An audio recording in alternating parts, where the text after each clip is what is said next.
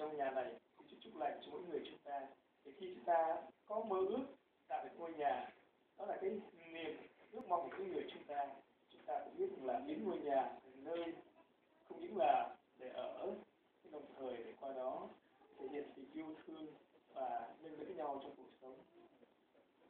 Thì đây chúng ta dâng lên Chúa một vài lời nguyện. Hôm nay chị Liêm đã lạy Chúa sẽ ở lại với chúng con. Chúa Giêsu đã thánh hóa gia đình Nazareth khi ở với mẹ Maria và thánh Giuse.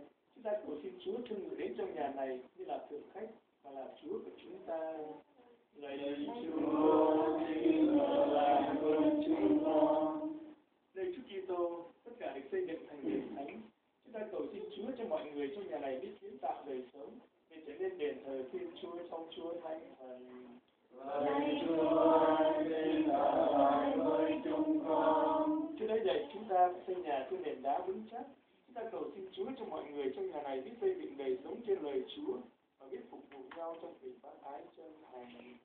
Lạy Chúa, xin ở lại với chúng con. Chúa đã không có nơi gối đầu và đã chấp nhận việc rõ nước của các bạn hữu. Chúng ta cầu xin Chúa cho những ai đang không nơi nương tựa, thì được nơi chúng ta tìm trợ giúp tận tình để họ có được nơi ở xứng đáng.